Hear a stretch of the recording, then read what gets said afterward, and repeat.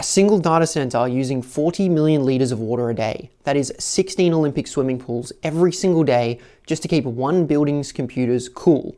And water is the small half of this story, because Australia doesn't have the power for what's coming either. And we're about to hand the biggest power bill in the country to a machine. The Labor government just released its national AI plan, and buried in it is a question that no one is answering properly. How does Australia's grid actually power all of this? Because these are not server cupboards in a suburban office block. A hyperscale AI data center is a giant warehouse packed with racks of GPUs and chips that train and run AI, and it draws power on the scale of heavy industry. As of the 31st of March this year, New South Wales alone had 44 data centers in development. In total, they're asking for 11.4 gigawatts of power. And to put that into perspective, our biggest coal plant only powers about 3 gigawatts. That means we'd need to build Eraring, this giant coal power plant, 4 times over just to power one state's data centers. Zoom out to the whole country, and AEMO, the Australian Energy Market Operator, the people who actually run the electricity market, expect data center growth to push the national demand up 28% by 2035, from 178 to 229 terawatt hours. And that's not some far off forecast. AirTrunk's Sydney site, which is a data center, the largest one in the country, is already up and running. So who's actually building all of this? When the government launched its national AI plan, the very first arrangement under its new memorandum of understanding with Anthropic, an American company that makes the AI model Claude, which I know and love. Anthropic is considering spending up to $21.6 billion of investment here. And honestly, I'm stoked about that. Australia should be investing heavily in this technology and making it a priority. The long-term footprint could imply up to 20 gigawatts of new demand, roughly 60% of everything that Australia generates today, drawn potentially by a single company or multiple data centers. And to be clear, these are just reporting estimates, nothing has been signed to that extent. But even if we find the 20 gigawatts of power these companies want, we're ignoring a much thirstier problem that's about to hit our taps. Take a big picture view of what's happening around the world right now. Think of the inventions that changed the course of history: the printing press, the internet, the Industrial Revolution. In the AI address in the University of Sydney on the 15th of July, Albanese called AI a bigger challenge and a bigger opportunity than social media. And coming from the man whose instinct on social media was to regulate and control it, that framing provides me with some slight panic. If you don't already know this, Australia is what we call a services economy, which means the kind of work we do is office jobs, admin, finance, law, and that is the exact kind of work that AI automates first. We are exposed in the white-collar industry roles, and they already look like they're hiring more slowly. I'm not going to do the jobs deep dive today because we are yet to see the full impact, but soon it will be easier to spin up a marketing AI agent than to hire a marketing agency. AI will replace workers. It's kind of just a reality that's going to happen.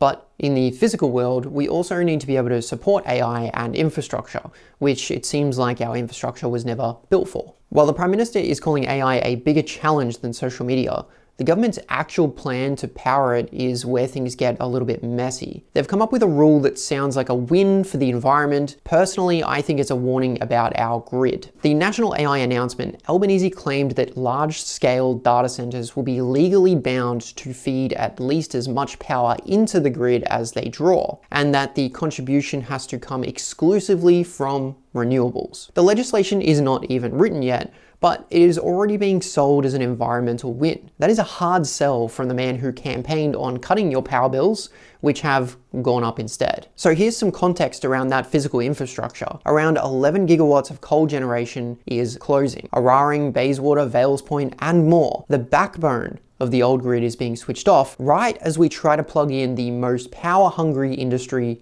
on Earth. And it's not me just saying it. AEMO, the people who actually run the market, have said that the grid cannot hold together, only if new supply arrives on time to replace what's retiring. They've gone as far as asking for a 5-year warning before any coal power plant closes, because right now there is a fundamental mismatch between how fast the old power is leaving and how fast the new power is showing up. So in my opinion, the government ordering these companies to bring their own electricity is not generosity to the environment or something green. It is an admission that Australia does not have the power infrastructure to absorb the load.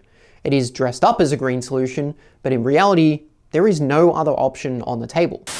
VPN searches in Australia have exploded. The government keeps rolling out age verification laws, and every time they do, more of us are forced to hand over personal information just to use the internet. But this video is sponsored by Obscura VPN, a privacy-first VPN that approaches the problem differently. We talk a lot about identity on this channel, and most people don't realize that traditional VPNs see both who you are and every site that you visit. Your name, email, browsing history, and any data transfers. Obscura is different. It physically and cryptographically cannot link who you are with what you do online. Instead of linking your email address, name, or any other personal information to create an account, Obscura just provides you a randomized account number, ensuring none of your search history comes back to you. Their VPN method ensures traffic is split across multiple relays, similar to Tor. No single party ever sees the full picture. This is a real form of anonymity. Not just from the big tech companies, it also ensures that the VPN provider isn't also spying on you. I've been testing Obscura, and it's fast, lightweight, and lets you select locations around the world. Head over to obscura.com/techwin or use techwin at checkout for a 25% discount. That's TECHWIN.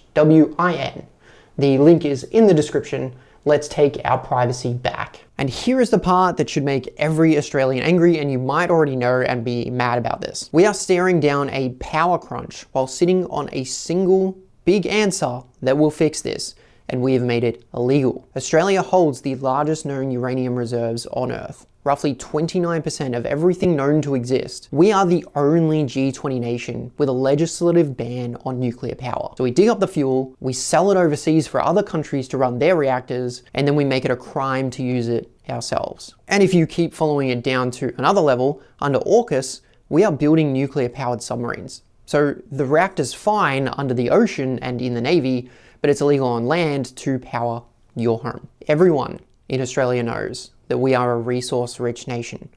But one of the things that most states genuinely struggle with is water. I grew up in an Australia where it was drought from childhood right through to my teens. You might remember the ads for like the 2-minute showers. You stuck a timer on the tiles for your shower, you spun it upside down, you had 2 minutes to have a shower and you had to get out.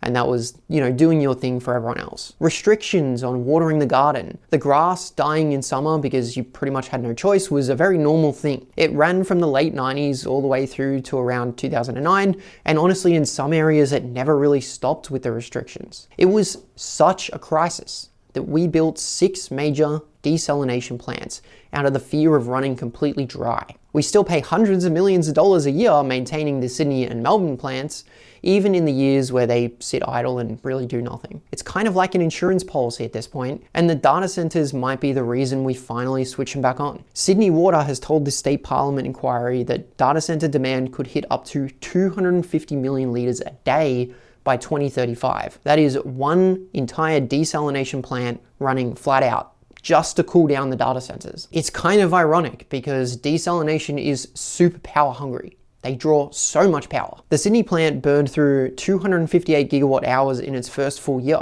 just to make the water, and it produces 250 million litres a day. So picture the loop. The dams drop and we fire up the power guzzling desalination plants to make the water to cool the data centers that are already straining the grid that we cannot power. Water needs power and power needs water. 2 systems feeding off the scarcest resources at the same time. Some single facilities are applying to use up to 40 million litres a day, 16 Olympic swimming pools. And in the evaporative cooling these big centers use, most of that water, around 70 to 90%, is boiled straight into the air to carry off the heat, and it's gone. Evaporated out of our supply until it falls as rain somewhere that might not even be in Australia. And the rest that comes out, the 10 or 30%, depending on the plant, is called blowdown. It's chemically treated and it's unfit for drinking and it's unfit for farming. Across the industry, data center water use is set to more than triple in 5 years, from 5.5 to 17 gigaliters. And the really annoying part, we're largely guessing at these numbers. The Bureau of Statistics lumps data centers into a broad category, so there is no clear public figure as to how much water and power they actually use. The government is writing laws to check your ID for online accounts, and it won't even track the power and water consumption of international megacorp data centers. I had to have 2-minute showers as a kid to save water, but apparently we can use infinite amount of water to generate AI slop images in 2026. Awesome. So here's what I think. The renewable mandates, this green energy thing that they're going on about in their announcement, is not generosity to the environment. It is the admission that the grid cannot cope with what's arriving. And no amount of solar panels fixes the fact that the water on the driest continent on Earth, basically, is a massive problem here too. And to be clear, I'm definitely not anti-AI. Completely the opposite. It's coming, there is nothing we can do to stop it, and we should be investing heavily to making sure that the productivity and everything here is of benefit to Australia. If you're looking down this pipeline and you're thinking, oh, this is so bad, we don't want this, you don't have a choice.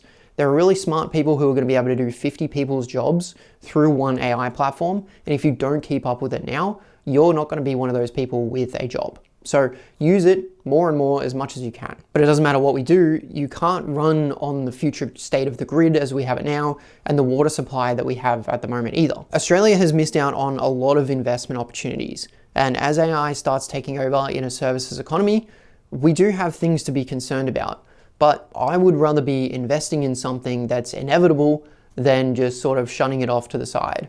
We have physical world problems to solve to make sure data centers can be built and that they're not a nuisance for people. The reality is it's gonna happen regardless. Change your attitude with AI, start using it, start embracing it, start making your workflows a lot easier for work, see where you can use it at work, and really, really try to embrace it. It is inevitable. If you got this far in the video, I really, really appreciate it. Thank you so much for watching. It does help if you like and subscribe and leave a comment. I also have a Patreon. There is a free tier of Patreon or a paid one. I try to give write-ups in my Patreon before I post any of my content, so you get some exclusivity. And sometimes I even post the video early there if you wanted to watch it as well. I also have the merch if you want to check the merch out. I've been wearing it in a couple of videos. This is honestly the best jumper. It's really thick and warm. And it's got some cool stuff on the back if you want to go check that out on the side too.